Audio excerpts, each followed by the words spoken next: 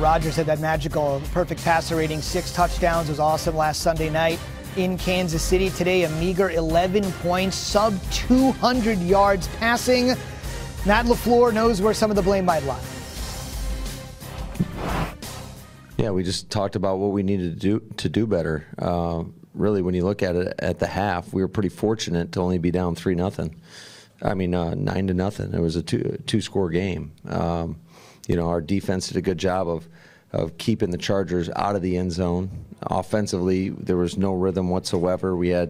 I want to say we had 3 false start penalties, a delay of game, a couple sacks, and just never got into a rhythm, never really got into the plan. So again, but you got to give them all the credit in the world. We knew that they had a great team. They were a playoff team a year ago, and they've lost some really tight games at the end. I think they're a lot better than what their record indicates. But again, they were better in all phases of the game today.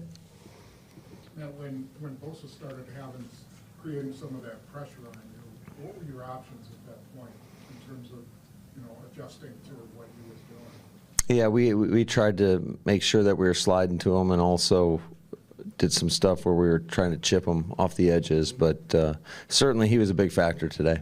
Was play action out of... Okay, so all the attention is going to be on the Packers for the 11-point output, but I've always been amazed by the margins in the NFL. Last week, the Chargers win against the Bears on a missed field goal by Chicago.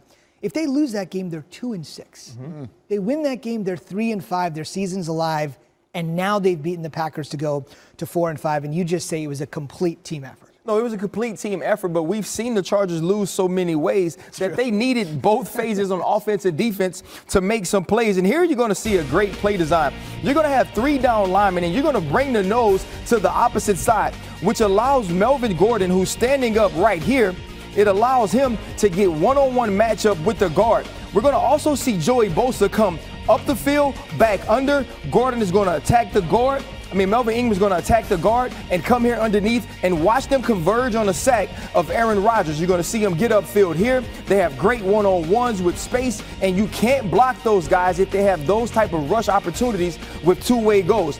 And now we're going to see Phillip Rivers. We saw this play, and we saw it during the highlights, but watch how they set it up. It's going to be a 3 deep here by the Packers, so they know once Phillip Rivers has the fake and he's set up, he knows what he's getting from a secondary standpoint.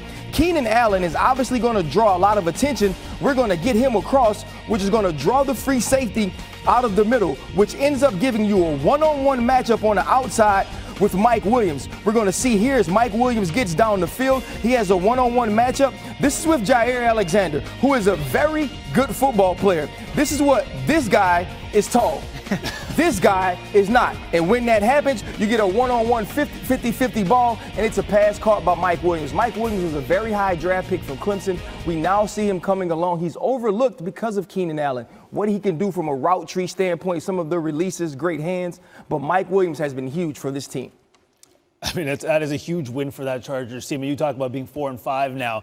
You switch over to a team like the Browns, who also need some wins. And oh my goodness, this story is getting better and better if you're not a Browns fan. Dana lost himself. Opportunity to be resilient, and how is it going to be getting back to the Lambeau? Yeah, this was, a good learning experience for us. We gotta come ready to play. I don't think we were locked in from the start, unfortunately, and I'm not sure exactly the reason, but I don't think the focus was there from the start. So we got to look in the mirror and be very honest about our performance, myself first, and then our offense and our energy and our attention to detail, and we got to get better. Can that happen to a team like this? Last couple of years, you got a lot of young players. Last couple of years, you haven't been winning, and you're off to this great start. I think it can happen to a team like this. I think it can happen to any team. I think I don't think it was complacency at all. I just think that, whether it's a trip, not everybody taking care of themselves the right way over the 2 days, or we're just tired, or the differences in temperature. But those are just excuses, and the facts are that we weren't locked in from the start, and that's a little disappointing. Can you talk about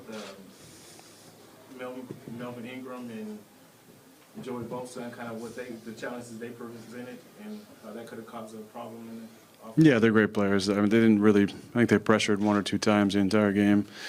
A lot of 4-man rushes, and they got they got after us a little bit up front. So we gotta get back to protecting and throwing the ball on time and being accurate.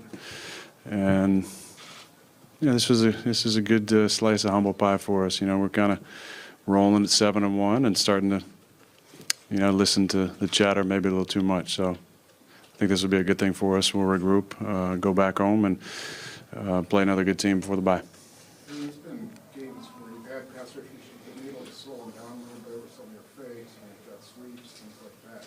What happened today? Why couldn't you do that? Well, I just think we had so many penalties. We're in such long yardage situations, or we had good plays called on some of the false starts or the delay of game or what have you. We were just kind of beating ourselves. We had 3 possessions in the first half, and it seemed like 5 or 6 penalties on offense. So look no further than ourselves and our own preparation. Obviously I wasn't super comfortable in the pocket. Missed a couple throws they usually hit. We just didn't get into a rhythm really. That said, you guys didn't really get into your game plan. Do you think that's because of those penalties?